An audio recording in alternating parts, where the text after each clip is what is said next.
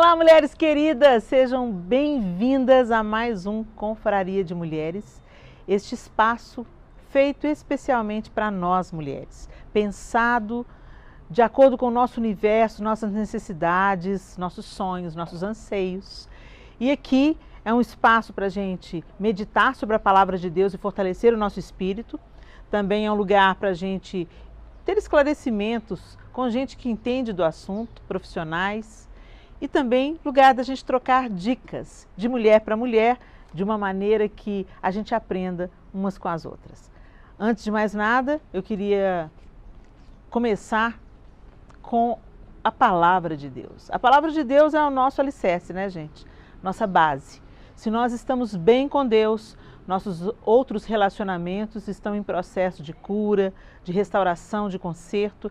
Quanto mais nos achegamos a Deus, mais das suas bênçãos nós alcançaremos. E quando eu digo bênçãos, não é de uma maneira corriqueira, como se nada desse errado na vida, não. É uma bênção quando a gente atravessa um deserto e a gente sente a mão do Senhor nos conduzindo e nos ensinando, apesar daquilo que estamos vivendo. É uma bênção, não é isso? Então, eu queria trazer para a nossa meditação de hoje uma mulher que a palavra de Deus não cita o nome dela. Ela é esposa de um homem sofrido, a mulher de Jó.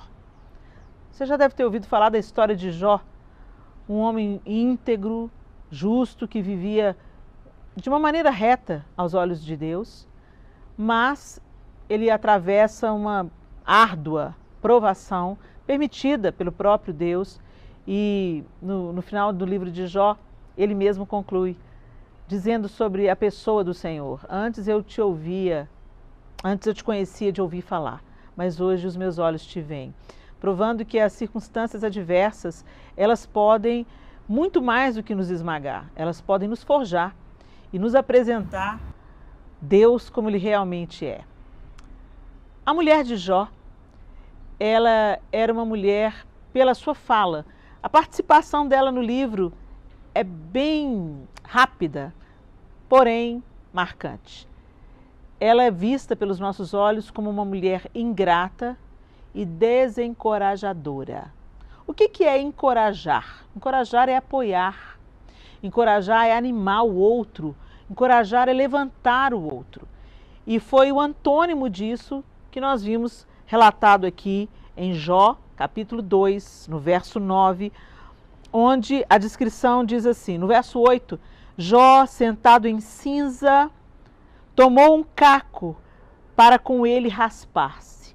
Jó havia perdido tudo. Ele era rico, ele era próspero, ele tinha muitos filhos, muitos bens. E no final, ele perdeu tudo, inclusive sua saúde. E o seu corpo abriu em chagas. E ele se assentou sobre as cinzas e com um pedaço de telha, ele coçava aquelas chagas. E foi aí que entra em cena a mulher de Jó. Então sua mulher lhe disse: ainda conservas tua integridade? Amaldiçoa a Deus e morre. Mas ele lhe respondeu. Jó respondeu à sua esposa. Presta atenção. Falas como qualquer doida. Temos recebido o bem de Deus. Não receberíamos também o mal? Forte, né? Vamos pensar sobre isso? Uma mulher desencorajadora. Com certeza, a mulher de Jó usufruía dos benefícios de ser sua esposa. Ele era próspero, muito rico. A Bíblia diz que ele era muito rico. Tinha muito gado, empregados e tinha filhos. Homens e mulheres, moças e rapazes. E Jó andava em integridade diante de Deus. E eu acredito que essa esposa, nesse tempo, era uma mulher feliz. Eu fico imaginando ela com os filhos vivos, as filhas, os filhos, o marido em boa situação. Acredito que por causa dessa situação de riqueza de Jó, ela devia ter muitas servas, facilidades, né, que permitiam ela viver acima da média do que outras mulheres do seu tempo deveriam enfrentar, tantas dificuldades, era um tempo de muitas dificuldades, trabalho pesado, mas com certeza a mulher de Jó tinha acesso a muitas bênçãos. Mas quando Jó perde tudo, quando ele adoece e quando ele chega ao fundo do poço, o que aparece? Uma mulher amargurada. Uma mulher que deseja que Jó amaldiçoe a Deus. Ao que Jó responde a ela: você está falando como louca, como doida. Por que você está falando como uma doida? Nós recebemos o bem de Deus. Não receberíamos o mal? A gente aprende muito com essa situação, porque é fácil a gente glorificar a Deus, agradecer a Deus e achar que Deus é bom, quando tudo vai bem, quando as coisas estão favoráveis, quando as coisas funcionam do jeito que a gente gostaria. E muitas vezes nós somos agradecidos, mas infelizmente também nesses dias de bonança, nós nem nos lembramos que existe um Deus e que dele vem a vida, a provisão, a restauração e todas as coisas que temos, o fôlego de vida. Se nós acordamos cada dia da vida, é porque Deus nos deu vida para viver. Essa mulher, ela se esqueceu disso. Se esqueceu completamente.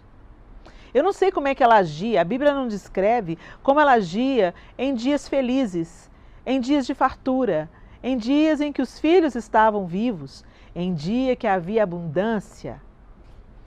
Mas a Bíblia diz como ela reagiu. E na verdade, gente, a crise, ela não forma o caráter. A crise revela o caráter. No momento da crise, quem nós realmente somos vem à tona. Quando está tudo bem, tudo fica ali, ó, debaixo da superfície, o mar não está revolto, as águas estão calmas, você não é mexido, você não é provocado, você não é desafiado. Então, a sua verdadeira identidade passa quase que despercebida. Mas diante de uma crise, quem nós realmente somos vem à tona. E a mulher de Jó não foi diferente. Ela estava amargurada. Ela havia se esquecido de toda a benevolência que recebeu.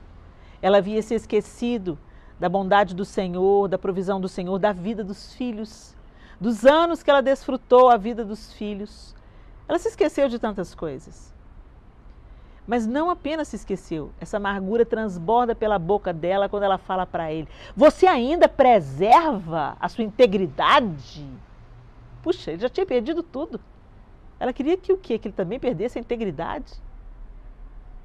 Amaldiçoa o seu Deus e morre. Ela não podia ter simplesmente dito: morra. Não. Tinha uma amargura aí. Amaldiçoa o seu Deus. Porque acredito que ela tenha dito isso, porque nós culpamos Deus quando as coisas vão mal. Mas não damos glória a Deus quando as coisas estão bem. Não reconhecemos o bem que recebemos dele. E Jó diz para ela: você está falando como uma louca, porque nós recebemos o bem de Deus, por que não receberíamos o mal? Nós queremos um pai que nos conforte, que nos cuide, que brinque com a gente, mas a gente não quer um pai que nos corrija, que nos dê limites, que nos discipline. Deus é pai completamente. Ele não é pai apenas para nos colocar no colo, para nos fazer ninar, para nos consolar no dia que estamos doloridos. Mas ele é pai também para nos corrigir, para nos confrontar e para mostrar que nós estamos caminhando por um caminho de morte. Eu quero encorajar você. Que tipo de mulher você tem sido? Será que você tem sido como a mulher de Jó? Aquela que tem sempre uma reclamação na boca? Aquela que derruba os outros? Aquela que não apoia? No momento que Jó mais precisava de uma mulher do lado dele dizendo: meu bem, eu estou aqui. O que eu posso fazer para minimizar o seu sofrimento? Será que eu posso passar óleo nas suas feridas? Será que eu posso trazer à sua memória os dias felizes que nós vivemos com os nossos filhos? Será que eu posso orar por você, meu marido? Mas não foi isso que ela fez. Ela pragueja porque ele permanecia íntegro. E ela pragueja contra o próprio marido e ela pragueja contra Deus. Quando ela fala amaldiçoa o seu Deus e morre, ela estava colocando, externando o desejo do seu coração. Quantas vezes nós nutrimos raiva contra Deus? E quando nós nutrimos raiva contra Deus, nós nos afastamos da nossa única possibilidade de cura. Porque Ele é a fonte da restauração, Ele é a fonte do recomeço, Ele é a fonte da cura. Ele faz a ferida e Ele liga a ferida. Ele corrige, mas Ele também coloca óleo na nossa ferida. Então eu quero te levar à reflexão. Será que você é uma mulher que encoraja, que apoia e que está com as pessoas no alto das montanhas e no fundo do vale? Ou você é aquela que só anda com as pessoas quando elas estão bem, quando elas têm alguma coisa para te oferecer, quando tem dinheiro para gastar, quando está tudo legal? Aí você é amiga. Mas quando a vergonha chega, o vexame, a desonra, a falência, você some. Que não sejamos como a mulher de Jó, mal agradecidas, presunçosas, desencorajadoras, desalentadoras, desanimadoras, mas que nós sejamos cheias de sabedoria e que nos dias ruins, nosso cônjuge, nossos filhos, nossos amigos, conheçam a face amorosa de Deus através da nossa face. Que você seja o abraço quando você não tiver nada para falar. Seja o abraço. Seja o silêncio. Às vezes, só de você sentar do lado de uma pessoa, segurar firme a mão dela, olhar no fundo dos olhos dela e não falar nada. Às vezes, isso fala mais alto do que 1000 palavras. Seja parte da solução, não parte do problema. Seja parte do bálsamo, não parte da dor. Que o Senhor nos ajude. Vamos orar? Pai, nós te louvamos. Te louvamos por esse dia, te bendizemos por quem o Senhor é. E nós clamamos a Ti que o Senhor alcance cada mulher aqui na confraria, cada mulher inscrita, Senhor, nessa revista virtual. Que essas palavras tragam para cada uma de nós iluminação pelo poder do Teu Espírito Santo. E que o Senhor nos faça andar pelos caminhos que traçaste para nós. Caminhos de paz, de benevolência, de bondade, de misericórdia, de compaixão, de acolhimento. Oh Deus, pelo Teu poder, faz essa obra em nós. Afasta de nós o egoísmo, a murmuração, a maldição, seja afastada dos nossos lábios. Que sejamos mulheres encorajadoras. Mulheres que propagam a Tua paz, a Tua bondade na face da terra. Para os nossos maridos, para os nossos filhos, para os nossos amigos. Que sejamos parte da solução e não parte do problema. Nos ajuda, Senhor, pelo poder do Teu Espírito e em nome de Jesus. Amém e amém. Aleluia, meninas. Vamos continuar na nossa confraria? Hoje tem conselho da minha querida amiga cirurgiã plástica, doutora Paula Furtado. Paulinha, tem gente querendo saber, mandaram perguntas para a gente aqui na confraria. Paulinha, tem jeito de erguer os seios sem implantar silicone? Sim, é possível sim. A gente tem tipos de cirurgias de mama que a gente chama de mamoplastia, cirurgia da mama, né? A gente tem mamoplastia redutora, que é a redução das mamas, a gente tem a mastopexia, que é o levantar das mamas, né? Com a ressecção de pele, a gente tem a mastopexia com prótese. Então, assim, a mastopexia sem prótese e a mamoplastia redutora são cirurgias que são feitas sem o implante de prótese, e realmente a indicação é feita por um cirurgião plástico no consultório. A gente tem que palpar, a gente tem que ver qual que é o peso da mama, a característica dos tecidos, né? Se é muita pele, se é pouca pele, se é mais tecido glandular, se não é, até porque o implante de silicone em si é pesado, então algumas pacientes não vão ter realmente indicação de colocar a prótese. Então tudo isso é feito em avaliação na consulta, mas com certeza, existe sim a possibilidade de fazer sem o silicone, caso seja uma boa indicação. Obrigada, Paulinha. Obrigada mesmo, minha amiga querida. Vocês podem seguir a Paulinha no Instagram, que está aqui. Ela dá dicas ótimas pelo Instagram dela. Então, anota aí o link do Instagram da Paulinha e segue a Paulinha nas redes sociais, que com certeza vocês vão ter muito mais informações ótimas, além daquelas que ela vai trazer aqui pra gente. Agora, nós vamos para as dicas do dia. Vamos ver o que tem para hoje? Ei, lindezas! Que bom ter vocês aqui de volta para as nossas dicas. A dica de livro de hoje, porque a gente sempre começa com uma dica de livro, é Inveja, o inimigo interior, de Bob Sorge. Gente, esse livro é forte e eu recomendo muito. E eu quero ler para vocês a contracapa, porque de repente você já está pensando exatamente o que a maioria das pessoas pensam quando vê a capa desse livro. Ao olharmos para a capa desse livro, pensamos: não, este não é o meu problema. Então, quando alguém próximo sobe na vida ou prospera mais do que nós, de repente nos encontramos enfrentando emoções difíceis. Precisamos ter muita coragem para admitir que as forças malignas da inveja existem dentro de nós, porque se isso for de verdade, as consequências são gigantescas. A inveja tem o potencial de, sozinha, impedir o fluir das bênçãos de Deus, tanto em nossa vida quanto na vida das pessoas ao nosso redor. Vamos aprender a reconhecer a inveja e avançar para o verdadeiro amor bíblico, isso é, amar uns aos outros. Reconhecendo as suas próprias falhas, Bob Sorge desmitifica a inveja e prepara o caminho para você e eu admitirmos de coração aberto a presença desse sentimento. Confessar a inveja é simplesmente o único grande caminho que podemos trilhar em direção à vitória. Eu li, eu sei muito bem sobre esse assunto e eu recomendo. Seja livre para avançar. É uma leitura edificante. A publicadora é aqui para mim, né, pelo menos no livro que eu tenho, no exemplar que eu tenho, tá a bvfilmes.com.br. A BV Filmes que publicou esse livro.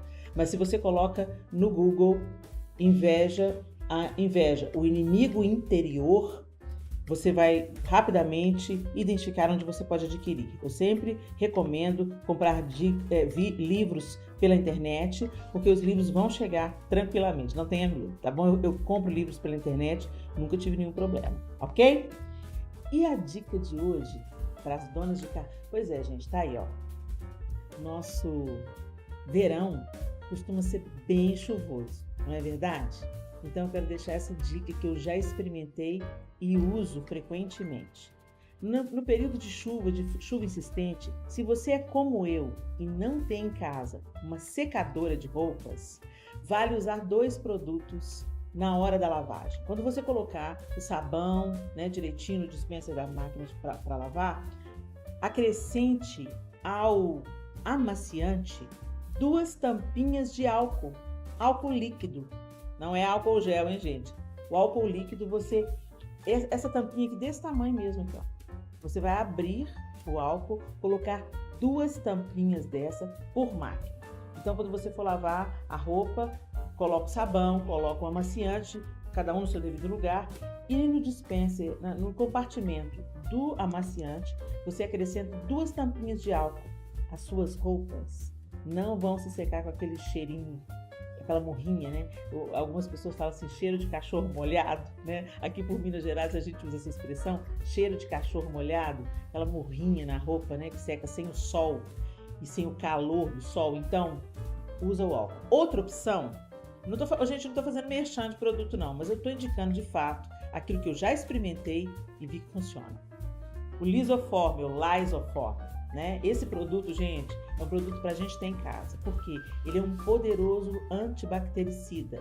Então, eu uso o Lisoform puro dentro de um pulverizador, né? Eu separei um pulverizador aqui em casa só para o Lisoform e eu uso para desinfetar os sapatos quando eu chego da rua, né? Que aí a gente borrifa ali diretamente na sola do sapato. A gente pode usar também, se você tem animalzinho em casa, como a gente tem aqui a Matilda, depois que a gente limpa o cocôzinho, se ela por acidente faz dentro de casa o cocô, aí a gente vai lá e borrifa o lisoforme, ou o xixi, né? Borrifa o lisoforme porque ele vai desinfetar aquele ambiente, na tampa do vaso sanitário, enfim, é um coringa na mão da dona de casa, o lisoforme. E aí, uma tampa de lisoforme também, você coloca junto com o sabão. Coloca o sabão, coloca uma tampa de lisoforme na máquina, que também ele vai permitir que as suas roupas sequem sem aquela murrinha, aquele cheiro desconfortável, tá bom? Ficam aqui as minhas dicas e eu espero que vocês aproveitem bastante. Ah, acabou! Já acabou, gente! Passou tão rápido a confraria de hoje, não é isso? Mas se Deus quiser, se liga aí, porque na semana que vem tem mais Confraria de Mulheres. Até lá, se Deus quiser.